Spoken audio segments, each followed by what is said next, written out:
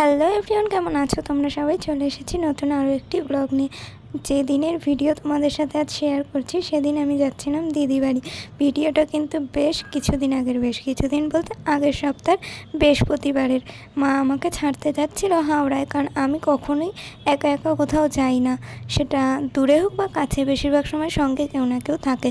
আর হাওড়া যেহেতু অনেকটাই দূর, মাও একটা দরকারে বেরিয়েছিল, বললো চল তোকে হাওড়া অবধি ছেড়ে আসি, তারপর তো পাপানদা আসবে। আর পাপানদা মানে আমার দিদির বর, আমার জামাইবাবু। তো যাই হোক, সে হাওড়ায় এসে দাঁড়িয়ে থাকবে, আমি হাওড়ায় গিয়ে দাঁড়াবো। তো যাই হোক, আমি বেরিয়ে পড়েছি বাস ধরার জন্যে। আর রাস্তায় এসে দাঁড়িয়ে আছি, বাস কিছুতেই আসছে না। তো বাসে উঠে পড়েছি, কিন্তু এই বাসটা এতটাই আস্তে চলছে যেন হামাগুড়ি দিচ্ছে কোনো বাচ্চা। কিন্তু কী আর করা যাবে, বাসে যখন উঠে পড়েছি এই বাসে করেই যেতে হবে। আর আমি সারা রাস্তা জোয়ান খেতে খেতে গেছি। আসলে বাসে আর ট্রেনে আমার প্রচণ্ড শরীর খারাপ লাগে, মানে বমি পায়, বিশেষ করে বাসে। তো সেদিন ভালোভাবেই পৌঁছেছিলাম, বাসের রাস্তাটুকু কোনো বমি সমস্যা হয়নি।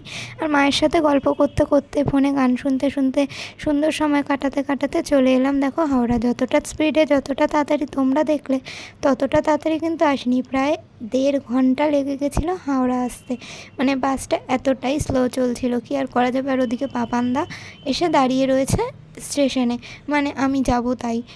বাস থেকে নেমে মা আমাকে তার জামাইয়ের হাতে তুলে দেবে, তারপর আমাকে নিয়ে যাবে তাদের বাড়ি। আর দেখো, ওদের বাড়িটা অনেকটাই দূর, সেই কারণে আমি একা একা যাই না বা আমাকে ছাড়ে না। আর বিশেষ করে আমার বয়সে অনেক ছেলেমেয়েরাই যাতায়াত করে ট্রেনে, বাসে, প্লেনে, কিন্তু তাদের বুদ্ধিশুদ্ধি আর তাদের মানে একটা চলাফেরার ধরনই আলাদা। আমি মানে বাচ্চাদের মতো, আমাকে মানে আমি যে চাইলে যেতে পারবো না তা না, কিন্তু আমি সাহস হয়ে ওঠে না যে একা একা আমি বাসে ট্রেনে উঠে কোথাও একটা যাব। কলেজ যেতাম তাই সবসময় বন্ধুদের নিয়ে, মানে বান্ধবী ফাল্গুনি, আমার তো একটাই বান্ধবী, তো তার সাথেই যেতাম। ও না গেলে আমিও যেতাম না। আর কোনো দিন যদি এরকম শুনতাম যে আমাকে একা যেতে হবে, আমার রাস্তায় বেরিয়েই শরীর খারাপ শুরু হয়ে যেত, ভয়ে, টেনশানে, মানে আমি এমনই একটা তারকাটা মানুষ। তো যাই হোক, মা এখানে জামাইকে বোঝাচ্ছে ভালো করে সাবধানে নিয়ে যেও।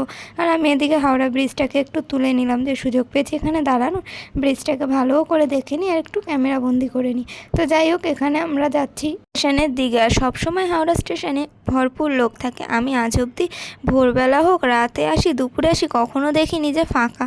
সব সময় সবজিওয়ালা, ফুলওয়ালা, জামা কাপড় এটা ওটা বিক্রি হচ্ছে, তার উপর লোকজনের গিজগিজ করছে, মানে এতটাই লোকজন, কি বলবো। আর আমি তো শুনি যে হাওড়া হচ্ছে কলকাতার মধ্যে সবথেকে বড় একটা স্টেশন, তো সেই কারণে লোকজনও বেশি থাকে। এখান থেকে দূরে দূরে জায়গাতেও যাওয়া যায়, দিল্লি, বোম্বে, তারপরে কাছে পিঠেও যাওয়া যায়। তো সেই কারণে যাই হোক, আমরা এখানে এসে দাঁড়িয়ে আছি। আমাদের 5:28 না 5:25 ট্রেন ছিল, তো সেই কারণে দাঁড়িয়ে থেকে ট্রেনে উঠে পড়লাম। উঠে পড়েছি, জানলার পাশেই বসেছি, কারণ জানলার পাশে না বসলে আমার আবার হাওয়া না লাগলে শরীর খারাপ লাগে।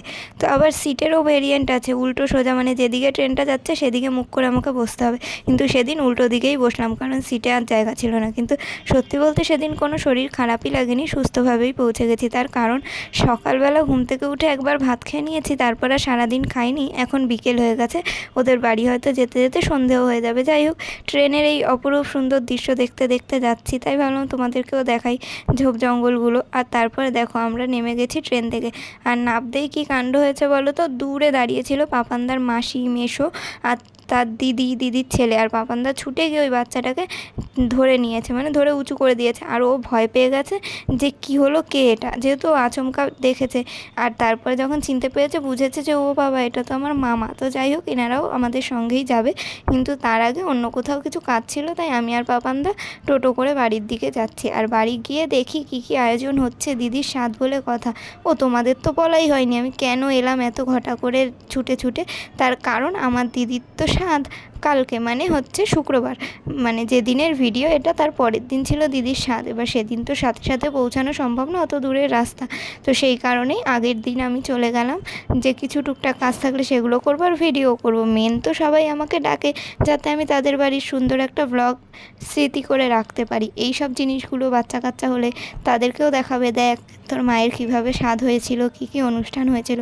আর যাই হোক, এখন যেহেতু শ্রাবণ মাস চলছিল, তো সেই কারণে অনেক মানুষ পায়ে হেঁটে তারকেশ্বর যাচ্ছিল ওদের বাড়ির সামনে দিয়ে।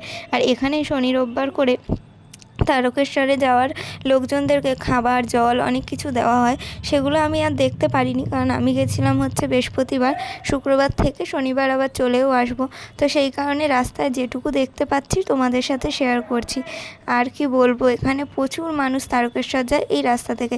তারকেশ্বরের কাছেই আমার দিদির বাড়ি, তো সেই কারণে বুঝতেই পারছো ওরা কতটা দেখে এই জিনিসগুলোকে। ছোটো থেকে তো পাপানদারা এগুলো দেখেই এসেছে যে কিভাবে কি যায় কি হয়, ওরাও অনেক কিছু জল এটা ওটা বিতরণ করে। তো যাই হোক, এখানে আমরা গলির ভিতর ঢুকে যাই, তারপরে যদি পরে সুযোগ হয় বাইরে বেরালে তোমাদের সাথে আমি শেয়ার করব আরও তারকেশ্বরের যাওয়ার কিছু মুহূর্ত। তো চলো বাড়িতে গিয়ে দেখি কি হচ্ছে, কারণ এখন দিয়ে আয়োজন না করলে কালকে যে লোকজন আসবে তাদেরকে সামাল দেওয়া মুশকিল। অত রান্না আর একটা সাথে প্রচুর নিয়ম, এই টাইমে খাবার দিতে হবে, এই ডেকোরেশন করতে হবে, এরকম কিছু অনেক ব্যাপার থাকে।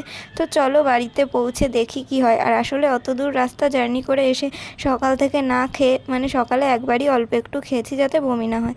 তো যাই হোক, আমার শরীর ক্লান্ত হয়ে গেছে তা নয়, কিন্তু আমার সত্যি প্রচণ্ড খিদে পেয়ে গেছিলো। এবার কারোর বাড়ি গিয়ে আমি সত্যি বলতে ওরকমভাবে বলতে পারি নাই আমার খিদে পেয়েছে খেতে দাও, যতই এটা আমার দিদির বাড়ি হোক, কিন্তু এটা তো স্বাভাবিক, তারা তো খেতে দেবেই। তা আমি হ্যাংলা ছুঁচো যতই হই না কেন চেয়ে কখনো খাই না।